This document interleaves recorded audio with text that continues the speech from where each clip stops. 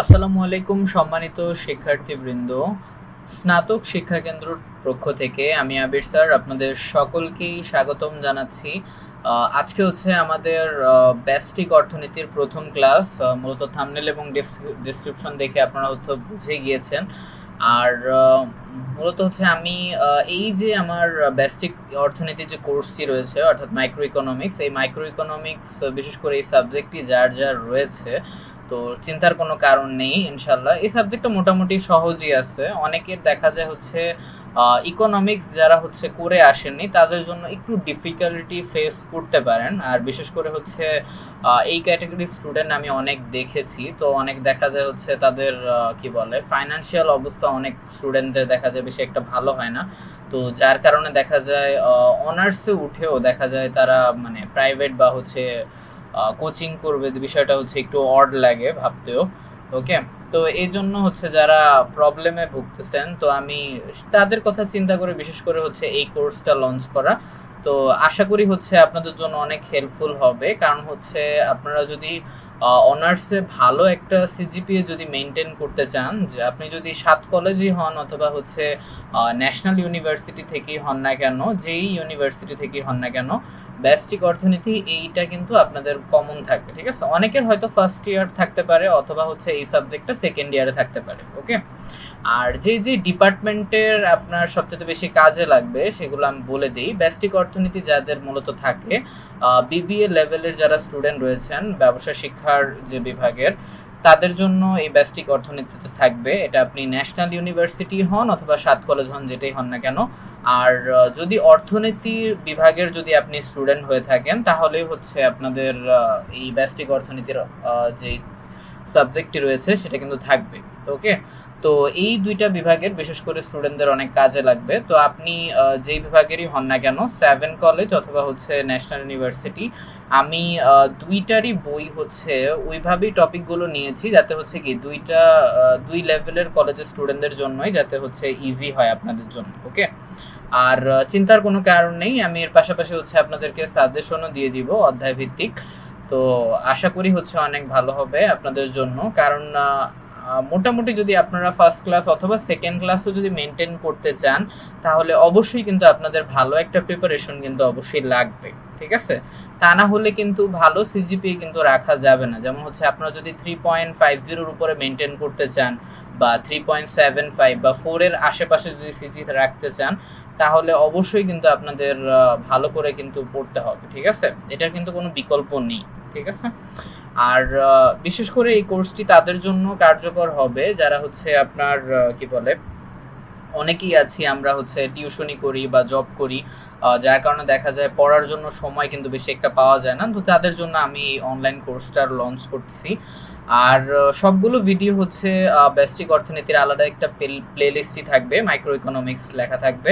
তো এটার মধ্যেই আপনারা পার্ট বাই পার্ট আকারের ভিডিওগুলো পেয়ে যাবেন। ঠিক আছে, আর অধ্যায়গুলো এবং নিয়ে কোনো টেনশন করার কিছু নেই, আপনারা হচ্ছে বইগুলো চাইলে যাচাই করে দেখতে পারেন। আমি যেগুলো আপনাদের বইয়ের টপিক থাকবে আমি চেষ্টা করব ইজিভাবে এক্সপ্লেন করতে। ঠিক আছে, এখন আপনার পরীক্ষায় যেগুলো গুরুত্বপূর্ণ সেগুলো নিয়েই আমরা আলোচনা করব। ঠিক আছে, আচ্ছা ওকে, তো অনেক কথা হইলো, তো আমরা হচ্ছে শুরু করছি আজকের তাহলে প্রথম ক্লাস প্রথম অধ্যায়ের। আচ্ছা, প্রথম অধ্যায় হচ্ছে কি আপনার অধিকাংশই মৌলিক অর্থনৈতিক যে বিষয়গুলো আছে সেগুলো নিয়ে বলা হয়েছে। ঠিক আছে, আর প্রথম অধ্যায় বলতে গেলে অধিকাংশই থিওরি পাবেন, তবে হ্যাঁ কয়েকটা চিত্র কিন্তু রয়েছে, সেগুলো আমি আস্তে আস্তে এক্সপ্লেন করব, চিন্তার কারণ নেই। ওকে, আচ্ছা, তো আমরা হচ্ছে এই মাইক্রো ইকোনমিক্স এর ফ্রি কোর্সটা হচ্ছে শুরু করতে যাচ্ছি। আচ্ছা, তো সবার ফার্স্টে আমাদের যে বিষয়টা জানা উচিত সেটা হচ্ছে অর্থনীতির সংজ্ঞা। ঠিক আছে, কারণ যেটা না জানলেই নয়, কারণ যে সাবজেক্টটা আমরা পড়তেছি তো অবশ্যই হচ্ছে সেটা সম্পর্কে ভালোভাবে জানা উচিত কি সংজ্ঞাটা মূলত কি। আচ্ছা আসুন, বইয়ে হচ্ছে এক এক ধরনের সংজ্ঞা কিন্তু আছে, আর শর্ট কোয়েশ্চেনগুলো আপনাদের জন্য জানা অনেক প্রয়োজনীয়। ঠিক আছে, বিশেষ করে ন্যাশনাল ইউনিভার্সিটির স্টুডেন্ট যারা রয়েছেন তাদের জন্য। ঠিক আছে, আর তবে হ্যাঁ 7 কলেজে যারা স্টুডেন্ট রয়েছেন তারাও আবার হচ্ছে এটা নিয়ে কোনো কি বলে শঙ্কা রেখেন না যে হচ্ছে আমরা কেন শর্ট কোয়েশ্চেন শিখবো। দেখুন, শর্ট কোয়েশ্চেনও আপনাদের জন্য অনেক কাজে লাগবে। ঠিক আছে, কারণ লং কোয়েশ্চেনগুলো ইজিভাবে বুঝতে আপনার শর্ট কোয়েশ্চেন থেকেই আপনার ভালোভাবে হচ্ছে আয়ত্ত কিন্তু করতে হবে, তা না হলে কিন্তু টপিকটা ভালোভাবে বুঝবেন না আপনি। হ্যাঁ, ওকে। সো সবার ফার্স্টে আমরা একটু জেনে নেই অর্থনীতির যে সংজ্ঞাটা, অর্থাৎ ডেফিনেশন অফ ইকোনমিক্স, সেটা একটু আমরা জানি। তো অর্থনীতির সংজ্ঞা সংক্ষেপে বলা হচ্ছে যে আমাদের দৈনন্দিন জীবনে প্রয়োজনের তুলনায় সম্পদ হচ্ছে কি সীমিত। আচ্ছা, প্রয়োজনের তুলনায় সম্পদ হচ্ছে সীমিত। আর এখানে সম্পদ বলতে কি বোঝানো হচ্ছে? আচ্ছা, সম্পদ বলতে সিম্পল ভাবে যা থেকে আমরা সুবিধা পাই। সম্পদ বলতে আমরা অধিকাংশ সময়ে শুধু অর্থ সম্পদই কিন্তু বুঝি বা টাকা পয়সাগুলোই বুঝি, বাট বিষয়টা কিন্তু এরকম না। কারণ সম্পদ এখানে একজন মানুষও হতে পারে, আবার হচ্ছে কি একটা বস্তু কিন্তু সম্পদ হতে পারে। সহজ ভাষায় বলতে গেলে আমরা যেটা থেকে সুবিধা ভোগ করতে পারি বা উপযোগ নিয়ে থাকি, সেগুলোই হচ্ছে কি সবকিছু আমাদের সম্পদ। এখন এটা মানুষও হতে পারে, ব্যক্তি বা বস্তু যে কোনো কিছুই হইতে পারে। ঠিক আছে? আচ্ছা, তো আশা করি সম্পদের বিষয়টা ক্লিয়ার। আচ্ছা, প্রয়োজনের তুলনায় সম্পদ যখন সীমিত থাকবে অর্থাৎ স্বল্প থাকবে এবং অসীম অভাব অর্থাৎ অভাবটা কি থাকবে?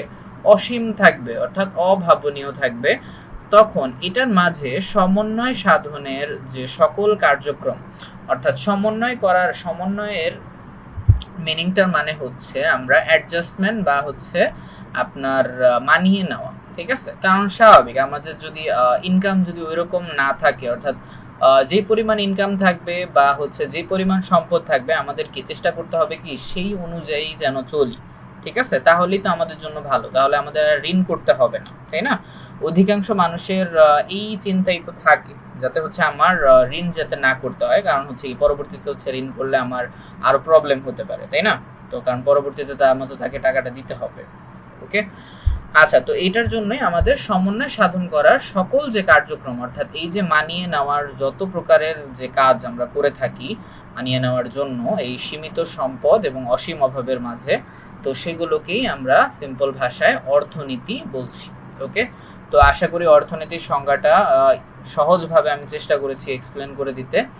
আচ্ছা, এরপর যে বিষয়টি অবশ্যই জানা উচিত সেটা হচ্ছে অর্থনীতির যে উৎপত্তিটা, এটা কিভাবে আসলো আর কি। হ্যাঁ, আচ্ছা, ইকোনমিক্স শব্দটি মূলত এটা একটা গ্রিক শব্দ থেকে আসছে। আচ্ছা, গ্রিক শব্দ ইকোনমিয়া এই শব্দটা থেকে আসছে ইকোনমিক্স। ওকে, আচ্ছা, বিশেষ করে এটা শর্ট কোশ্চেনের জন্য অনেক ইম্পর্টেন্ট, আর তাছাড়া হচ্ছে আপনাদের নলেজের জন্য অনেক ইম্পর্টেন্ট। বিশেষ করে আপনি যে কলেজের স্টুডেন্ট হন না কেন, 7 কলেজ অথবা হচ্ছে এনইউ যে স্টুডেন্টই হন না কেন, আপনাদের জন্য এগুলো বিষয় অনেক জরুরি। ঠিক আছে?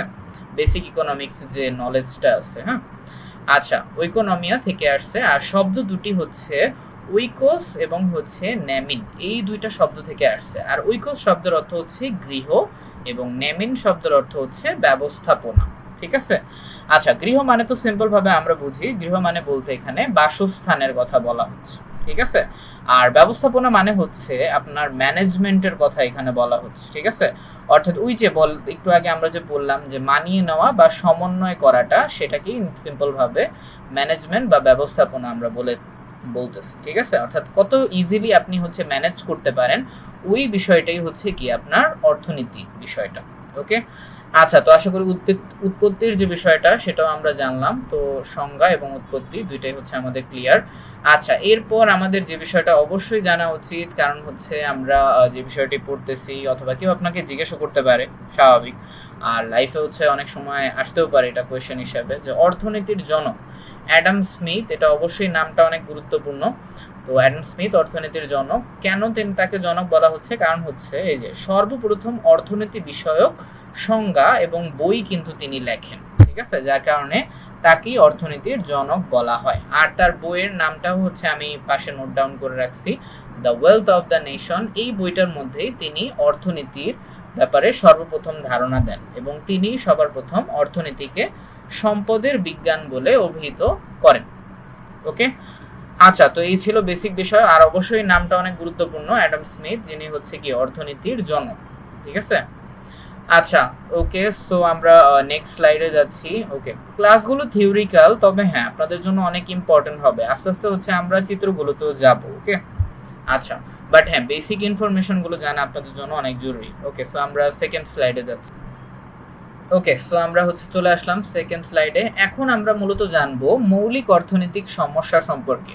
মূলত হচ্ছে আপনাদের মেইন যে ইকোনমিক্স যে পড়াগুলো আছে সেগুলো হচ্ছে এখান থেকেই মূলত শুরু। আচ্ছা, তো মৌলিক অর্থনৈতিক সমস্যা এটা অবশ্যই আমাদের জানা উচিত, অর্থাৎ অর্থনীতির যে মেইন যে প্রবলেমগুলো আছে সেগুলো নিয়ে মূলত বলা হচ্ছে। তো মৌলিক অর্থনৈতিক সমস্যাটা আসলে সংজ্ঞাটা কি? তো সিম্পল ভাবে আমরা লিখতে পারি যে আমাদের দৈনন্দিন জীবনে যে সকল অর্থনৈতিক সমস্যার সম্মুখীন আমরা হয়ে থাকি মূলত সেগুলোকে সিম্পল ভাবে মৌলিক অর্থনৈতিক সমস্যা বলা হয়ে থাকে। ঠিক আছে? কারণ সিম্পল ভাবে আমাদের ডেইলি লাইফ লিড করার জন্য অবশ্যই আমাদের সম্পদের কিন্তু প্রয়োজন হয়। তো বিভিন্ন ধরনের অর্থনৈতিক সমস্যায় আমরা সম্মুখীন হয়ে থাকি প্রতিনিয়তই। ঠিক আছে? একটা অর্থের স্বল্পতা থাকতে পারে, তারপর হচ্ছে কোনো সম্পদের স্বল্পতা থাকতে পারে। তো এই ধরনের সমস্যাগুলোকেই সিম্পল ভাবে মৌলিক অর্থনৈতিক সমস্যা বলা হচ্ছে। ওকে? আচ্ছা, এখন আমরা যে গুরুত্বপূর্ণ বিষয় সম্পর্কে জানবো সেটা হচ্ছে মৌলিক অর্থনৈতিক সমস্যার প্রকারভেদ সম্পর্কে। ওকে? আচ্ছা, তো প্রকারভেদ হচ্ছে সিম্পল ভাষায় এখন একেক বইয়ে একেকটা লেখা আছে। তবে হ্যাঁ, আমি ৩ টাই চেষ্টা করতেছি শেখাতে। কারণ ৩ টা জেনে রাখা উচিত। ঠিক আছে? এখন আপনাদের বইয়ে যেগুলো রয়েছে সেগুলোই আপনারা পড়বেন। তবে অধিকাংশ বইয়ে ৩ টা সংজ্ঞাই কিন্তু দেওয়া আছে। বাট অনেক বইতে আপনারা পাবেন যে হচ্ছে ২ টা বই। বিশেষ করে হচ্ছে কমার্স পাবলিকেশন, মিলেনিয়াম পাবলিকেশন যেগুলো আছে সেগুলোতে অনেক সময় ২ টা করে সংজ্ঞা দেওয়া থাকে। অর্থাৎ মৌলিক অর্থনৈতিক সমস্যা। বাট হ্যাঁ, ৩ টা অবশ্যই জেনে নিবেন। তাহলে এটা আপনাদের জন্যই ভালো। আচ্ছা, ওকে, সো প্রকারভেদগুলো আমরা দেখি। প্রকারভেদে সবার ফার্স্টেই আসতেছে যে দুষ্প্রাপ্যতা। ওকে, আচ্ছা, দুষ্প্রাপ্যতা। এখন দুষ্প্রাপ্যতাটা কি এটা একটু আমি বুঝাই দিই। সিম্পল ভাবে দুষ্প্রাপ্যতা হচ্ছে অর্থনীতির ওই সমস্যাটাকে বোঝায় যখন কি প্রয়োজনের তুলনায় আপনার সম্পদটা কি থাকবে, সীমিত থাকবে। অতএব যদি এটা সংজ্ঞা যদি আসেও তাহলে এইভাবে লিখতে পারেন, বা বড় আকারেও যদি আসে যে দুষ্প্রাপ্যতা বলতে কি বুঝো, সংক্ষিপ্ত কোয়েশ্চেনে কিন্তু আপনাদের আসতেই পারে। ঠিক আছে? আচ্ছা, তাহলে আপনারা সিম্পল ভাবে এটা লিখতে পারেন যে যখন হচ্ছে কি আমাদের প্রয়োজনের তুলনায়, বা বলতে পারেন যে অর্থনীতির দুষ্প্রাপ্যতা বলতে ওই ধারণাকে বোঝায় যখন প্রয়োজনের তুলনায় সম্পদ সীমিত থাকে। ঠিক আছে? অর্থাৎ যতটুকু প্রয়োজন ততটুকু যখন থাকবে না, তার চেয়ে কম থাকবে, সেই অবস্থাটাকেই বলা হচ্ছে দুষ্প্রাপ্যতা। ওকে, আশা করি বিষয়টা ক্লিয়ার। এরপরে আসতেছে যে নির্বাচন সমস্যা। আচ্ছা, নির্বাচন সমস্যাটা হচ্ছে অর্থনীতির ওই ধরনের সমস্যাগুলোকে, বা সেই ধরনের সমস্যাগুলোকে বোঝানো হবে যেগুলো হচ্ছে কি আপনার দুই বা ততোধিক সমস্যাগুলোর মধ্যে দুই বা ততোধিক সমস্যাগুলোর মধ্যে সবচাইতে গুরুত্বপূর্ণ যে মূল সমস্যাটা আছে সেটা বাছাই করার পদ্ধতিটাকেই বলা হচ্ছে নির্বাচন সমস্যা। ঠিক আছে? আরো সিম্পল ভাবে যদি আমি বলতে চাই, তো যদি আমি একটা উদাহরণ দেই, যেমন হচ্ছে আপনার সাপোজ আপনার বেতন হচ্ছে মাত্র ২০০০ টাকা সাপোজ। তো ২০০০ টাকা যদি বেতন হয় তো অবশ্যই আপনার চাহিদা থাকবে অনেক বেশি, কারণ হচ্ছে আপনি কোন অভাবটা পূরণ করবেন? এখন হচ্ছে আপনি কি চাল কিনবেন, নাকি হচ্ছে মানে কি বলে আপনার কি বলে ছেলে মেয়ে যদি থাকে বা অন্যান্য আনুষঙ্গিক খরচ যদি থাকে, তো স্বাভাবিক একটা মানুষের অনেক খরচ থাকতেই পারে। তো এটার মধ্যে আপনি অবশ্যই চাইবেন সবচাইতে বেশি গুরুত্বপূর্ণ যেই চাহিদাগুলো আছে সেগুলোই কিন্তু পূরণ করেন। ঠিক আছে? এখন যদি এটা পূরণ করতে হয় তাহলে অবশ্যই কি আপনাকে চয়েসের মধ্যে কিন্তু থাকতে হবে, অর্থাৎ চয়েস অবশ্যই করতে হবে যে সবার চেয়ে গুরুত্বপূর্ণ চাহিদাটা কোনটা। অর্থাৎ আপনি চিন্তা ভাবনা করে দেখলেন যে না, আমার সবার ফার্স্টে কি খাবারের উপরে ইনভেস্ট করা উচিত। ঠিক আছে? কারণ নিত্য প্রয়োজনীয় দ্রব্যের ক্ষেত্রেই হচ্ছে কি আমরা বেশিরভাগই অধিকাংশ অর্থ কিন্তু স্বাভাবিক আমাদের খরচ হয়, তাই না? ওকে, তো এটা আমাদের নিত্য প্রয়োজনীয় জিনিসপত্র, যেমন হচ্ছে আপনার চাল ডাল, তারপর হচ্ছে ওষুধপত্র, এইগুলো হচ্ছে কি আমাদের উপর নির্বাচন সমস্যার মধ্যে আমরা সবার ফার্স্টে কিন্তু বাছাই করে থাকি। ঠিক আছে? কারণ এগুলো কি আমাদের নিত্য প্রয়োজনীয় চাহিদার মধ্যে পড়ে। আচ্ছা, তো আশা করি নির্বাচন সমস্যাটা ইজি ভাবে আপনারা বুঝতে পারছেন। এরপর লাস্টেরটায় আসতেছি, যেটা হচ্ছে অসীম অভাব। ঠিক আছে? অসীম অভাবটা সিম্পল ভাবে অর্থনীতির ওই ধরনের অবস্থাগুলোকে বোঝানো হবে যখন কি প্রয়োজনের তুলনায়, বা হচ্ছে অর্থনীতির সম্পদ যখন পাওয়াই যাবে না, অর্থাৎ হচ্ছে কি অর্থনৈতিক সম্পদ একদম শূন্য পর্যায়ে চলে যাবে, বা যখন শেষ হয়ে যাবে, নিঃশেষ হয়ে যাবে, ওই অবস্থাটাকে বলা হবে অসীম অভাব। এখন এটার সাথে আপনারা খুব সিম্পল ভাবে দুর্ভিক্ষটাকে আপনার তুলনা করতে পারেন। ঠিক আছে? যেমন হচ্ছে আপনার খাবারের অনেক অভাব, তারপরে হচ্ছে সম্পদের অভাব, এই ধরনের অবস্থাগুলোকে সিম্পল ভাবে অসীম অভাব বলা হচ্ছে। ঠিক আছে? আচ্ছা, তো আশা করি থিওরিক্যাল বিষয়গুলো আমি চেষ্টা করেছি আপনাদেরকে ইজি ভাবে বোঝানোর। তো আজকের ক্লাস তাহলে এই পর্যন্তই। ইনশাল্লাহ হচ্ছে ক্লাসগুলো আপনার পার্ট বাই পার্ট আকারে সাজানো থাকবে। তো যাদেরই হচ্ছে মাইক্রো ইকোনমিক্স, যাদের এই সাবজেক্টটি রয়েছে তাদের ভয়ের কিছু নাই। ইনশাআল্লাহ আজকে হচ্ছে ফার্স্ট ক্লাস ছিল, আর যদি ভুল ত্রুটি হয়ে থাকে তাহলে অবশ্যই ক্ষমার দৃষ্টিতে দেখবেন। আর যদি তারপরেও কোনো ব্যষ্টিক অর্থনীতির কোনো টপিক ভিত্তিক যদি কোনো প্রবলেম থেকে থাকে আপনাদের, অবশ্যই হচ্ছে আপনাদের কমেন্ট সেকশনটা যেটা আছে, আমাদের কমেন্ট সেকশন সবসময় খোলা থাকবে। তো আপনাদের প্রবলেমগুলো আমাদের জানাতে পারেন, ঠিক আছে? আমি চেষ্টা করব হচ্ছে ওই রিলেটেড আপনাদের প্রবলেম অনুযায়ী ভিডিওগুলো তৈরি করার, ঠিক আছে? আচ্ছা, ইনশাআল্লাহ। তো আজকে ক্লাস তাহলে এই পর্যন্তই শেষ হইলো। আর নেক্সট ক্লাসে হচ্ছে আমরা ব্যষ্টিক এবং সামষ্টিক দুইটা অর্থনীতি সম্পর্কে জানবো। এরপর সুযোগ ব্যয়, উৎপাদন সম্ভাবনা রেখার সংজ্ঞা, সূচি এবং চিত্রগুলো আমরা দেখব, ঠিক আছে? তো আস্তে আস্তে আমরা চিত্রগুলোতেও আসবো, যেটা আপনাদের জন্য অনেক বেশি গুরুত্বপূর্ণ হবে। ওকে, আর আরেকবার বলতেছি কথাটা, যে আপনি ন্যাশনাল ইউনিভার্সিটি হন অথবা 7 কলেজ, যেই কলেজেরই স্টুডেন্ট হন না কেন, আমি ওইভাবেই হচ্ছে আমরা ওইভাবেই আমাদের সিলেবাসগুলো সাজিয়েছি, যাতে আপনি যেই কলেজেরই স্টুডেন্ট হন না কেন আপনার জন্য প্রবলেম না হয়, ঠিক আছে? আচ্ছা, ওকে, তাহলে আজকের ক্লাস তাহলে এই